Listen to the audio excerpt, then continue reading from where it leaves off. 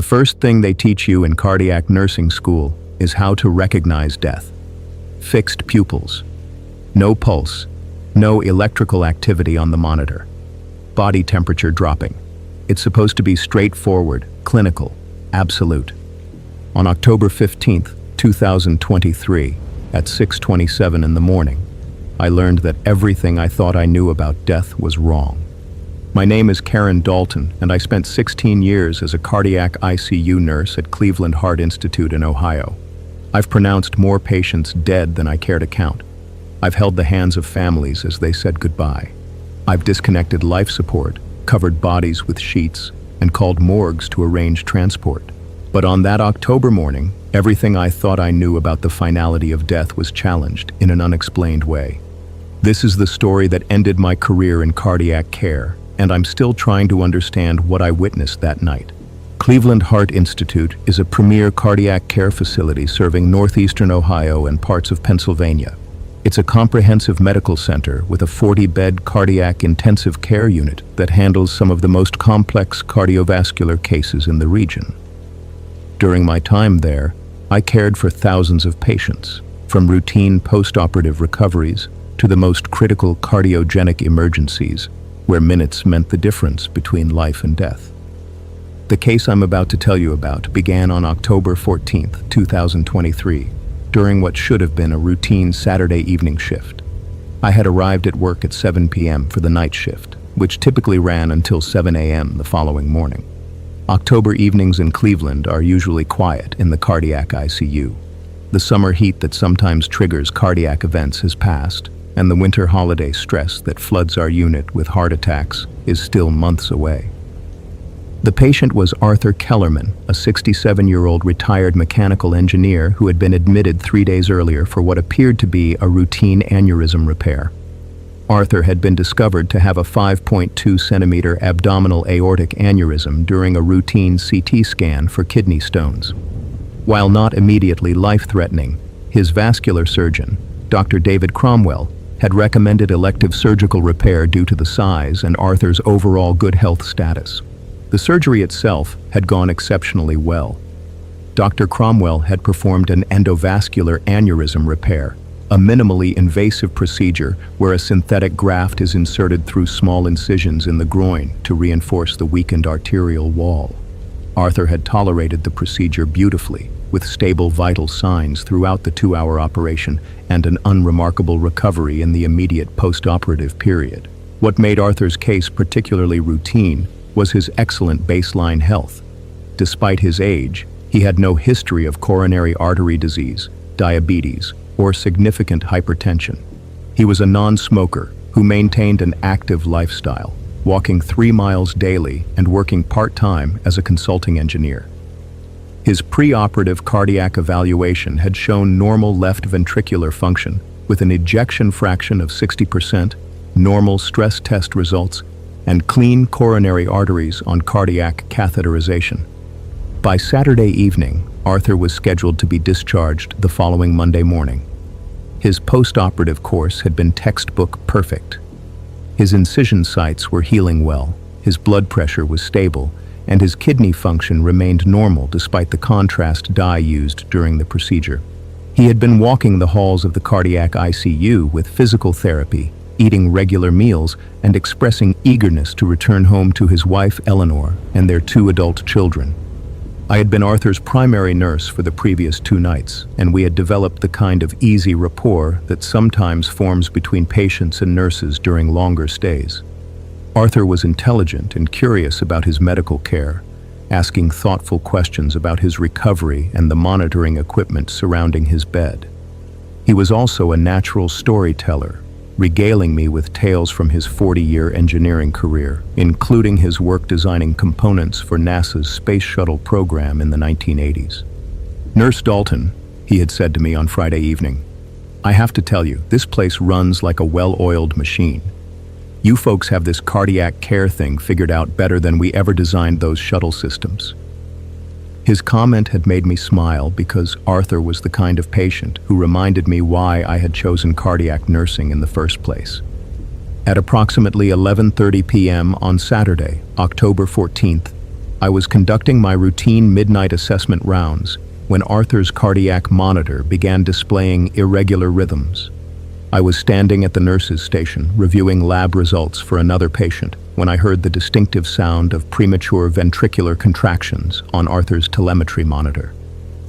I immediately went to his bedside to find Arthur awake and alert, but complaining of mild chest discomfort and a fluttering sensation in his chest. His vital signs showed a heart rate of 88 beats per minute with frequent PVCs, blood pressure of 135/82, and oxygen saturation of 96% on room air. While concerning, these findings were not immediately alarming in a post-operative cardiac patient. "I'm feeling a bit off, Nurse Dalton," Arthur said, pressing his hand to his chest. "Like my heart is skipping beats. It started about 20 minutes ago." I explained that some irregular heartbeats were not uncommon after major surgery, especially vascular procedures that could affect fluid balance and electrolyte levels. I obtained a 12-lead electrocardiogram, which showed frequent premature ventricular contractions, but no signs of acute coronary syndrome or other immediately dangerous arrhythmias. I contacted Dr. Cromwell, who was taking call for the vascular surgery service, and Dr. Amanda Sinclair, the cardiology attending covering the cardiac ICU that evening. Both physicians came to evaluate Arthur within 30 minutes of my call. Dr. Sinclair ordered additional blood work to check his electrolyte levels, particularly potassium and magnesium, as deficiencies in these minerals commonly cause cardiac irritability in post-operative patients. The blood work results, available by 1:15 a.m., showed mild hypokalemia with a potassium level of 3.2 milliequivalents per liter and slightly low magnesium at 1.4 milligrams per deciliter. Dr. Sinclair prescribed intravenous potassium and magnesium replacement, which I began administering immediately through Arthur's central venous catheter. "This should settle things down," Dr. Sinclair assured Arthur. "We see this all the time after major surgery. Your body just needs a little fine-tuning, and you'll be back to normal." For the next 2 hours, Arthur's condition appeared to stabilize. The frequency of his premature ventricular contractions decreased from every third beat to occasional isolated PVCs. His chest discomfort resolved, and he was able to rest comfortably. I rechecked his vital signs every 15 minutes and continued monitoring his cardiac rhythm closely. At 3:45 a.m., Arthur's condition changed dramatically and without warning. I was charting his vital signs at the nurse's station when his cardiac monitor alarm sounded. Looking at the telemetry display, I saw that Arthur had developed ventricular tachycardia, a rapid and potentially life-threatening heart rhythm. I ran to his bedside to find Arthur conscious but clearly distressed. His heart rate had increased to 180 beats per minute, and his blood pressure had dropped to 85/45. He was pale, diaphoretic, and complaining of severe chest pain and shortness of breath. "I can't catch my breath," Arthur gasped. "Something's wrong. Something's really wrong." I immediately called for Dr. Sinclair and initiated our rapid response protocols. Within minutes, our cardiac ICU team had assembled. Dr. Sinclair, Dr. Cromwell, respiratory therapist Jake Morrison, and 2 additional nurses. Arthur's ventricular tachycardia was causing hemodynamic compromise, meaning his heart was beating so rapidly that it couldn't fill properly between beats, reducing the amount of blood being pumped to his organs. Dr. Sinclair made the decision to perform synchronized cardioversion, a procedure where a controlled electrical shock is delivered to the heart to restore normal rhythm. Arthur was conscious and alert, so he received sedation before the procedure. The first shock at 100 joules successfully converted his rhythm back to normal sinus rhythm, and his blood pressure improved to 115/70. "There we go," Dr. Sinclair said with relief. "That should take care of it. We'll start you on some medication to prevent this from happening again." Arthur was started on an intravenous amiodarone drip, a powerful anti-arrhythmic medication commonly used to prevent recurrent ventricular tachycardia. His electrolyte replacement was continued, and we increased the frequency of his cardiac monitoring. For the next hour, Arthur remained stable with normal sinus rhythm and improved vital signs. At 5:20 a.m., Arthur experienced his second episode of ventricular tachycardia. This time, the rhythm was faster and more unstable, with a heart rate of 220 beats per minute and almost undetectable blood pressure. Arthur lost consciousness within seconds of the rhythm change. I called a code blue immediately while beginning chest compressions. Our cardiac arrest team responded within 2 minutes, and we initiated advanced cardiac life support protocols. Dr. Sinclair attempted electrical cardioversion again, but this time the shock did not restore normal rhythm. Arthur remained in ventricular tachycardia despite multiple shocks at increasing energy levels. We began cardiopulmonary resuscitation with high-quality chest compressions, advanced airway management, and intravenous medications, including epinephrine, amiodarone, and lidocaine. Despite our aggressive interventions, Arthur's rhythm deteriorated to ventricular fibrillation, an even more chaotic and fatal rhythm. Over the next 45 minutes, our team provided continuous CPR while attempting every available intervention. We delivered a total of 8 electrical shocks, administered 6 rounds of epinephrine, multiple doses of antiarrhythmic medications, and even tried experimental treatments, including intravenous magnesium sulfate and sodium bicarbonate. Arthur's rhythm occasionally organized into brief periods of ventricular tachycardia, but immediately degenerated back to ventricular fibrillation or asystole. At 6:05 a.m., after 45 minutes of continuous resuscitation efforts, Arthur's cardiac rhythm transitioned to a systole, a flat line indicating no electrical activity in the heart. We continued CPR for an additional 10 minutes, but there was no response to our interventions. Arthur showed no signs of life, no pulse, no blood pressure, no spontaneous respirations, and fixed and dilated pupils. Dr. Sinclair made the difficult decision to terminate resuscitation efforts at 6:15 a.m. In accordance with standard protocols, she checked for any signs of circulation or neurological response one final time. Arthur had no pulse, no blood pressure, and no pupillary responses to light. His body temperature had begun to drop, and rigor mortis was beginning to set in. Time of death, 6:15 a.m., October 15th, 2023, Dr. Sinclair announced to the code team. The emotional weight of losing Arthur was particularly heavy for me. Over the 3 days I had cared for him, he had become more than just a patient. He had shared stories about his grandchildren, his engineering projects, and his plans for retirement travel with his wife. Just hours earlier, we had been discussing his discharge plans and his excitement about returning home.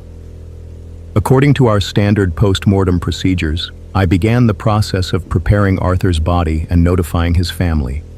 I removed the cardiac monitoring leads, disconnected the intravenous lines, and covered his body with a clean sheet. I called Eleanor to inform her of Arthur's unexpected death and to arrange for her to come to the hospital. At 6:27 a.m., 12 minutes after Arthur had been officially pronounced dead, something happened that completely defied every principle of medicine and biology I had learned during my 16-year nursing career. I was standing at the nurse's station completing the required documentation for Arthur's death when I heard a sound that made my blood run cold, the distinctive beeping of a cardiac monitor showing organized heart rhythm.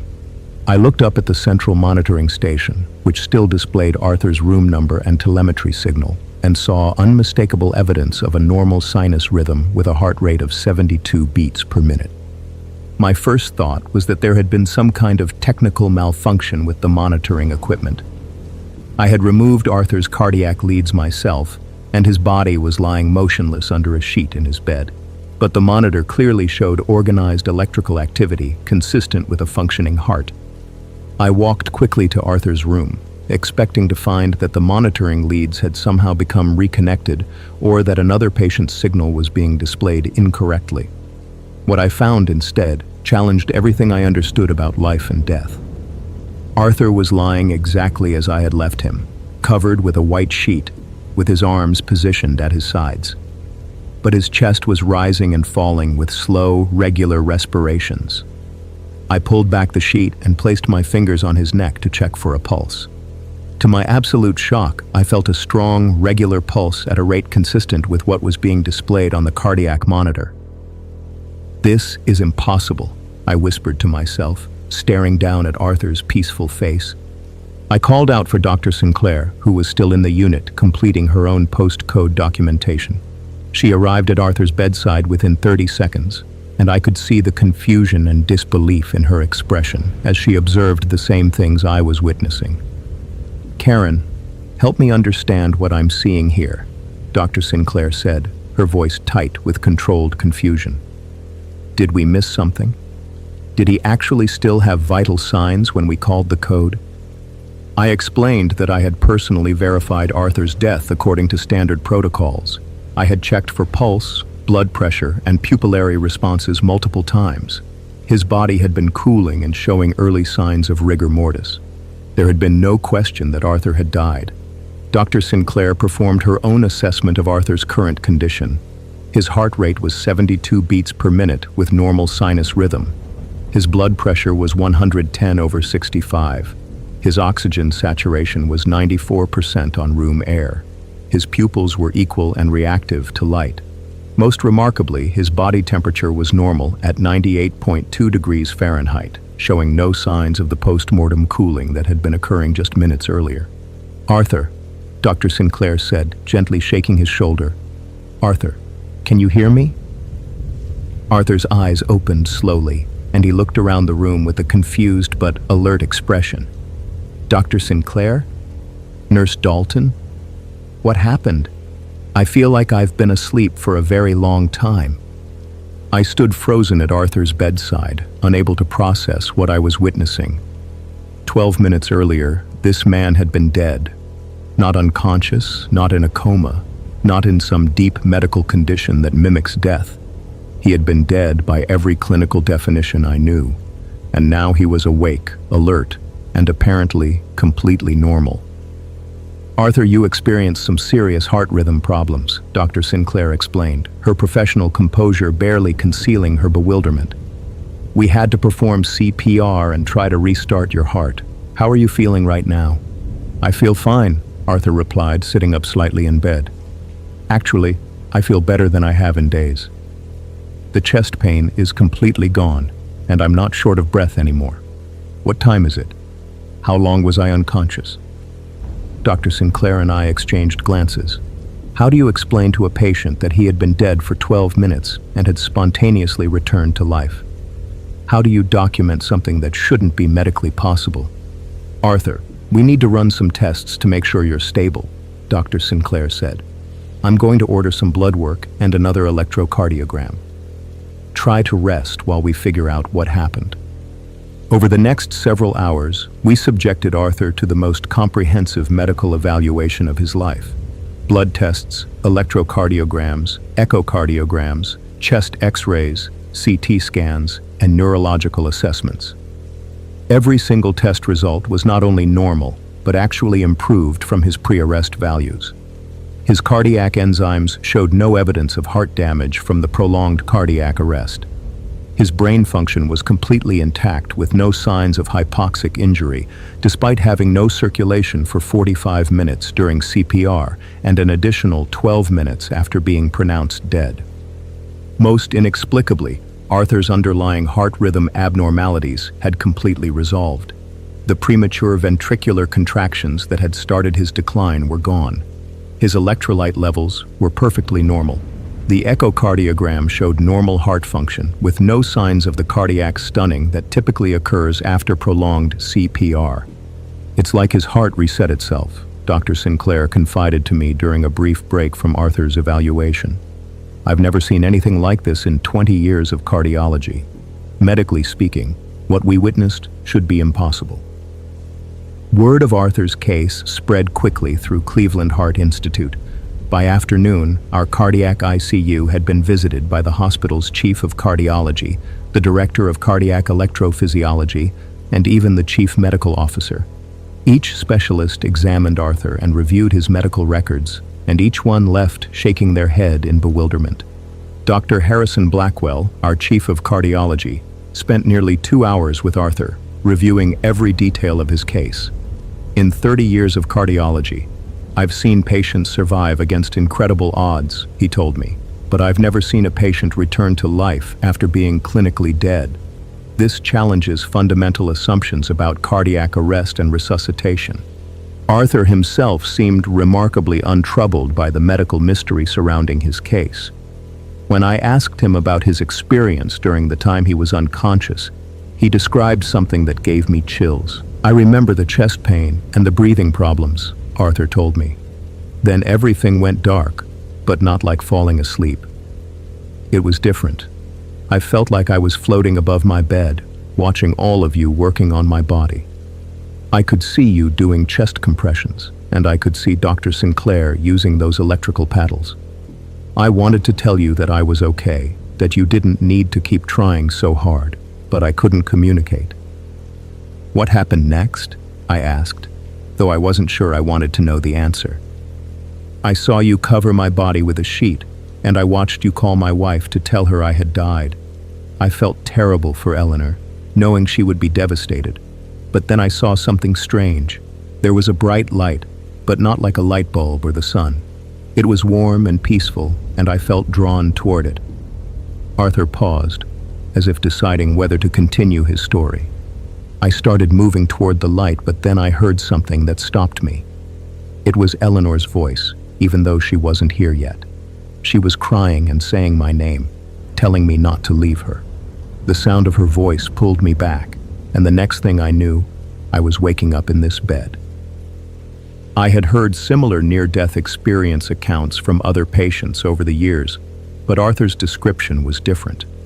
The timing of his account suggested that he had been conscious and observing during the period when he was clinically dead, including the time after we had stopped resuscitation efforts. Arthur remained in our cardiac ICU for an additional 4 days while we tried to understand what had happened to him. During that time, his recovery was nothing short of remarkable. His surgical incisions healed perfectly. His heart rhythm remained normal without any medications. His energy level and cognitive function were completely normal. Multiple specialists consulted on Arthur's case, including cardiac electrophysiologists, neurologists, and even researchers from Case Western Reserve University, who were studying cardiac arrest and resuscitation. None of them could provide a medical explanation for what we had witnessed. On October 19th, 5 days after his unexplained return to life, Arthur was discharged home in perfect health. His final electrocardiogram was completely normal. His blood work was perfect. His echocardiogram showed better heart function than his preoperative studies. "Nurse Dalton," Arthur said to me as he was preparing to leave, "I want you to know that whatever happened to me, I'm grateful that you were there. I think you and Dr. Sinclair were part of bringing me back, even if the medical books can't explain how." I walked Arthur to the hospital entrance where Eleanor was waiting with their car. Watching them embrace and drive away, I felt a profound sense of confusion and unease that I couldn't shake. I had witnessed something that challenged the very foundations of medical science and my understanding of life and death. In the weeks and months following Arthur's case, I found myself unable to focus on my work the way I had before. Every time I cared for a patient in cardiac arrest, I wondered if the same thing might happen again. Every time we called a time of death, I found myself waiting and watching for signs of impossible resuscitation. I began researching medical literature for similar cases and discovered that Arthur's experience, while extremely rare, was not unique. The phenomenon is known in medical circles as the Lazarus syndrome or autoresuscitation, the spontaneous return of circulation after resuscitation efforts have been terminated. There have been fewer than 100 documented cases in medical literature, and most patients who experience it do not survive for long periods.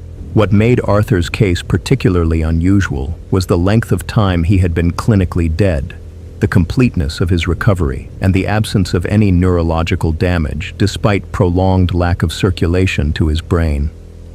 In most reported cases of Lazarus syndrome, patients either die again within hours or suffer significant brain damage from oxygen deprivation. 6 months after Arthur's discharge, I contacted him to see how he was doing.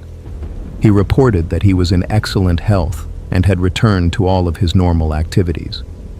He had undergone extensive cardiac testing with his private cardiologist and all results continued to be completely normal. Most remarkably, he had no memory loss or cognitive deficits from his experience. "I feel like I've been given a second chance at life," Arthur told me during our phone conversation. "Eleanor and I have started traveling more, spending more time with our grandchildren. Whatever happened to me in that hospital room, it made me realize how precious every day is." Arthur's case fundamentally changed how I approached cardiac nursing and patient care. I became much more cautious about declaring patients dead, even when all clinical signs pointed to death. I started paying closer attention to subtle signs of life that might be missed during standard assessments.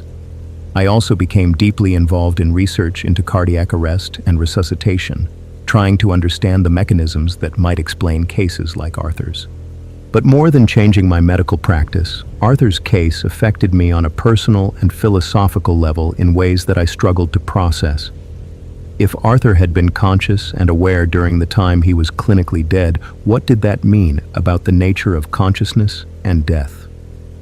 If he could return to life after 12 minutes of being dead, how many other patients might be experiencing awareness during their final moments? The thought of patients being conscious and trapped during what we consider clinical death was almost too disturbing to contemplate. I began questioning every pronouncement of death I had witnessed during my career, wondering if those patients had been aware of our conversations about their condition, about end-of-life decisions, about organ donation.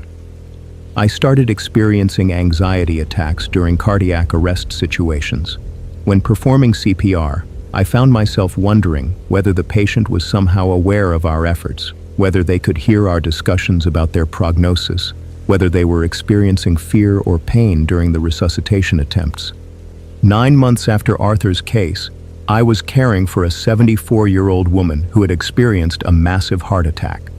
After 40 minutes of unsuccessful CPR, the attending physician made the decision to terminate resuscitation efforts.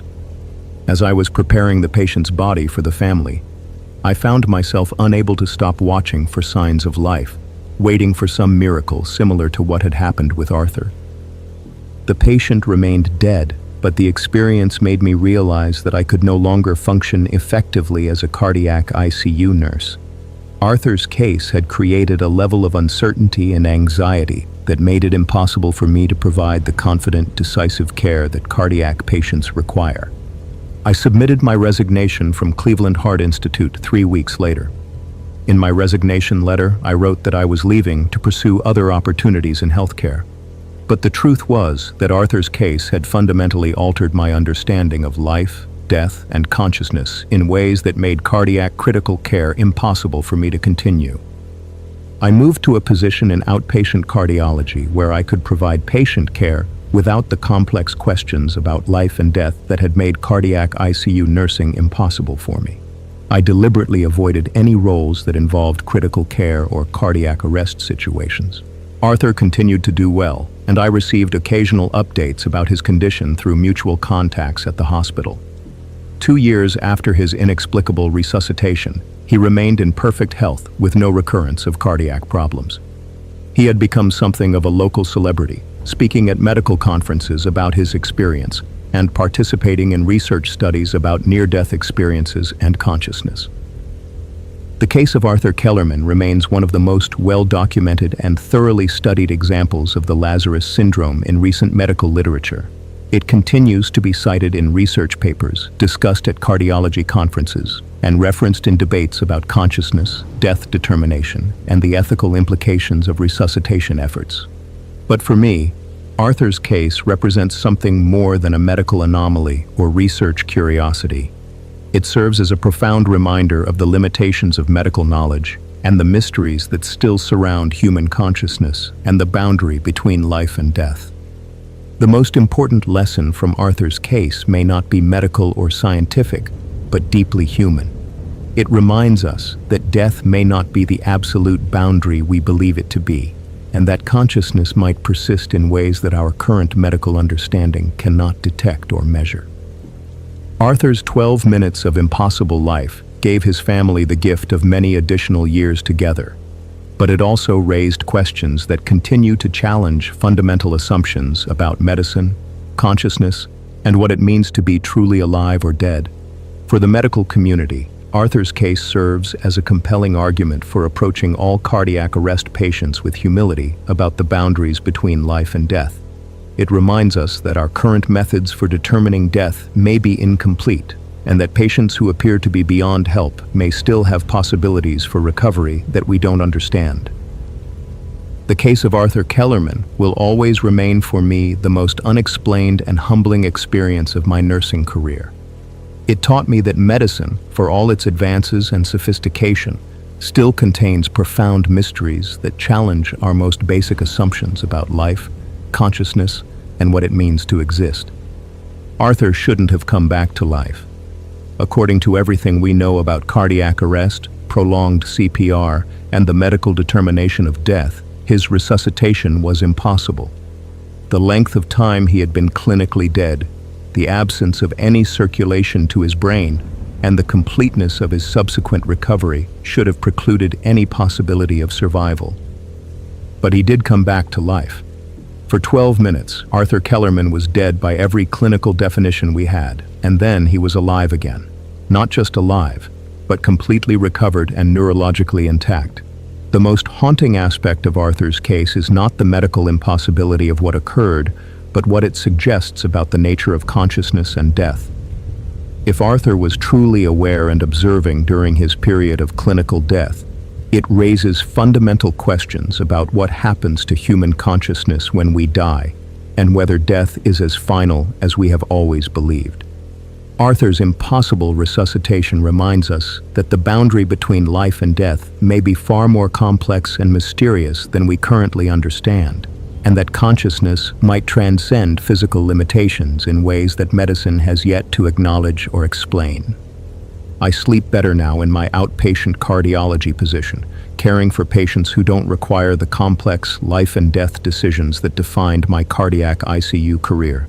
But I still think about Arthur every day, and I wonder about the dozens of cardiac arrests that occur in hospitals around the world each day, and whether they involve aspects of consciousness and awareness that remain completely unrecognized by medical teams.